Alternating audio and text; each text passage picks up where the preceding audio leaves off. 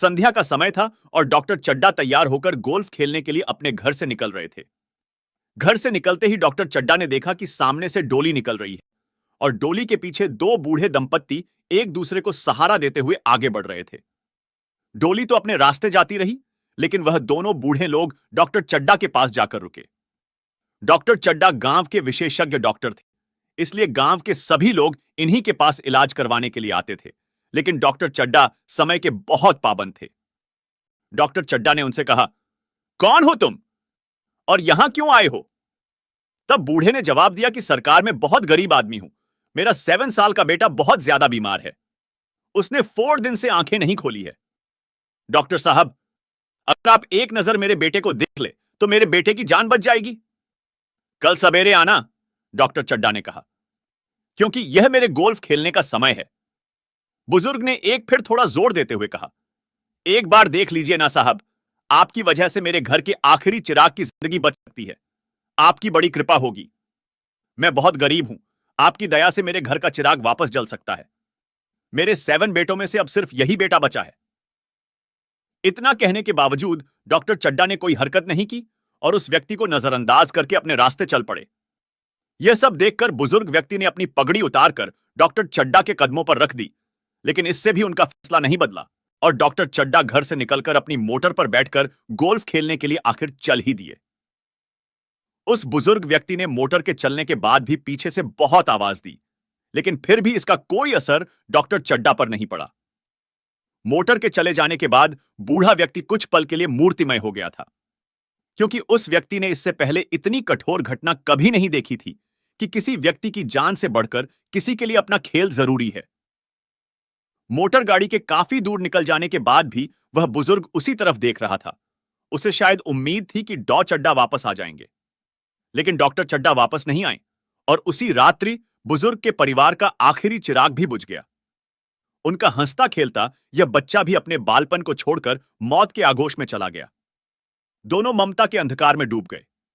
यह घटना बिन कहे कई सारी बातें कह देती हैं। पुराने जमाने की तरह अब लोग अपना काम छोड़कर दूसरों की मदद करने के लिए नहीं आते हैं। अपना काम तो छोड़ो, लोग अपने आमोद प्रमोद की चीजें भी नहीं छोड़ते, भले ही किसी की जान ही क्यों ना चली जाए। इस घटना को काफी साल बीत गए थे। वक्त के साथ साथ डॉक्टर चड्डा ने अपने कुशलता और मेहनत के दम पर पैसे के साथ साथ शोहरत भी कमा ली थी।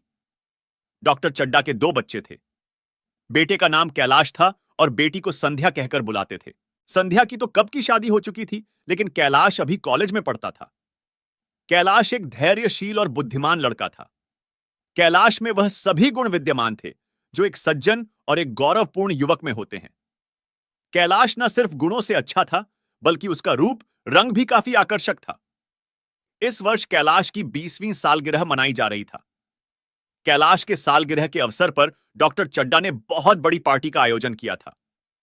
इस पार्टी में शहर के जाने माने लोग और कैलाश के कॉलेज के भी सभी दोस्त आए थे। इस पार्टी में कैलाश की प्रेमिका मृणालिनी भी आई थी। कैलाश को बचपन से ही सांप पालने का बहुत शौक था, क्योंकि यह कला उसने एक सपेरे से सीखी थी। उस सपेरे ने कैलाश को सांप को वश में करने के कई सारे मंत्र बताए थे, जिसके कारण कैलाश अक्सर सांपों को अपने घर पर बिना उनके जहरीला दांत निकाले वश में करके रखता था। कैलाश के इस शौक के बारे में उसके दोस्तों को भली भांति पड़ी थी और मृणालिनी को भी इस बारे में पता था।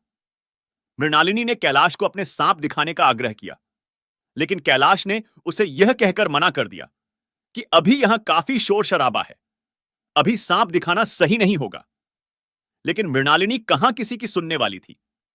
उसने कैलाश से कई बार अनुरोध किया, जिसके बाद कैलाश को मृणालिनी की बात माननी ही पड़ी। मृणालिनी के साथ साथ कैलाश के दोस्त भी सांप को देखने के लिए गए। कैलाश के दोस्त कैलाश को यह कहकर टिप्पणी करने लगे थे कि तुमने जरूर सांप के दांत निकाल दिए होंगे और अभी तुम बड़ी बड़ी बातें कर रहे हो। कैलाश के दोस्तों ने इस तरह की कई सारी बातें कहकर कैलाश के ऊपर कई कटाक्ष किए, जिसे सुनने के बाद कैलाश को काफी गुस्सा आ गया था और उसने अपने दोस्तों से कहा कि रुको, मैं तुम सभी को अपना सबसे जहरीला सांप दिखाता हूं। यह कहकर कैलाश सबसे जहरीले काले रंग के सांप को सबके सामने लाया, लेकिन उसके दोस्त अब भी उस पर टिप्पणी किए जा रहे थे, जिसके बाद कैलाश तिलमिला गया और उसने सांप का गला काफी जोर से दबा दिया। जिसके कारण दबाव पड़ते ही सांप के जहरीले दांत और विषग्रंथि साफ साफ दिखाई दे रही थी। सांप को देखकर कैलाश के दोस्त काफी डर गए थे, जिसे देखकर कैलाश को काफी अच्छा लगा और उसने जैसे ही सांप के गर्दन की पकड़ ढीली की, वैसे ही सांप ने कैलाश के हाथों पर डस लिया। जहरीला सांप होने के वजह से उस सांप का जहर देखते ही देखते पूरे शरीर पर फैल गया था और वह समारोह जो कुछ समय पहले हंसी और उल्लास की आवाजों से गूंज रहा था, वह अचानक ही शोक और मातम में बदल गया। कैलाश की मां ने तो रो रो कर पूरा घर सर पर उठा लिया था। कई सारे झाड़ फूंक करने वाले लोगों को बुलाया गया, लेकिन किसी भी झाड़ फूंक का असर कैलाश पर नहीं हो रहा था। डॉक्टर चड्डा ने भी रो रो कर आंसू की नदियां बहा दी थी। उन्होंने यहां तक कह दिया था कि आज जो मेरे बेटे को बचाएगा, वह उसके नाम अपनी सारी संपत्ति कर देंगे। और कहने लगे, बेटे से ज्यादा जरूरी उनके लिए और कुछ नहीं है। कई लोगों ने काफी देर तक प्रयास किया, लेकिन कोई असर नहीं हुआ। तब लोगों को उस बूढ़े व्यक्ति का ख्याल आया जो मंत्र कहकर बड़े से बड़े सांप का जहर भी पल भर में उतार देता है। डॉक्टर चड्डा ने अपने एक खास व्यक्ति को उस बूढ़े के पास भेजा। जब उस व्यक्ति ने बूढ़े व्यक्ति को बताया कि डॉ चड्डा के बेटे को सांप ने काट लिया है और उसका कोई इलाज नहीं मिल रहा है, तब बूढ़े ने जाने से साफ साफ मना कर दिया। गांव के सभी लोग बूढ़े की इस प्रतिक्रिया को देखकर हैरान थे, क्योंकि वह बूढ़ा व्यक्ति बहुत ही अच्छा और दयावान था। जब भी किसी को उसकी जरूरत होती, वह हमेशा दौड़े चला जाता था। लेकिन इस बार उसने साफ इनकार कर दिया था, क्योंकि यह वही व्यक्ति था जिसके 7 साल के बच्चे की मौत सिर्फ इस वजह से हो गई थी कि डॉक्टर चड्डा को गोल्फ खेलने के लिए जाना था। मना करने के बाद भी उस व्यक्ति के मन में अजीब सी हलचल चल रही थी। वह बार बार इसी बारे में सोच रहा था कि इस बच्चे की क्या हालत होगी, जिसके कारण उसके मन में बोझ बढ़ता जा रहा था। बुजुर्ग ने अपने दिल का बोझ कम करने के लिए डॉक्टर के घर की तरफ चल दिया, जहां सभी लोग कैलाश को देखकर उसे मरा हुआ समझ रहे थे और डॉक्टर चड्डा को आश्वासन देते हुए घर जा रहे थे। तभी वह बूढ़ा व्यक्ति डॉक्टर चड्डा के घर पर पहुंचा। उसने कहा कि अभी देर नहीं हुई है। उसने डॉक्टर चड्डा को कहा कि इसे नहलाया जाए। सभी लोग बाल्टी बाल्टी पानी लाकर कैलाश को नहा रहे थे और बुजुर्ग व्यक्ति मंत्र पर मंत्र पढ़े जा रहा था, जिससे कुछ समय बाद ही कैलाश की आंखें खुल गईं। कैलाश को होश में आते देखकर सभी लोग बहुत ज्यादा खुश हो गए। कुछ देर बाद जब डॉक्टर चड्डा ने बुजुर्ग व्यक्ति को अपने आसपास देखा, तो पता चला कि वह बूढ़ा व्यक्ति वहां से जा चुका है। डॉक्टर चड्डा की पत्नी उनसे पूछती है कि वह बूढ़ा व्यक्ति कौन था। डॉक्टर चड्डा ने अपनी पत्नी को कहा कि वह बूढ़ा व्यक्ति हमारे लिए ईश्वर के स्वरूप था। यह वही व्यक्ति था जिसकी मदद मैंने कई साल पहले नहीं की थी, लेकिन इस गरीब लेकिन हृदय से अमीर व्यक्ति ने आज हमें हमारी सबसे बड़ी दौलत दे दी है। इस तरह डॉक्टर चड्डा को अपनी गलती का एहसास हुआ। इस घटना के बाद डॉक्टर चड्डा ने अपने ऊपर घमंड की जो पट्टी चढ़ाकर रखी थी, उसे उतार दी, जिसके बाद वह सभी लोगों का इलाज खुले दिल से करने लगा। इस रोचक कहानी में मुंशी प्रेमचंद जी ने कई सारे संदेश छुपाकर रखे हैं।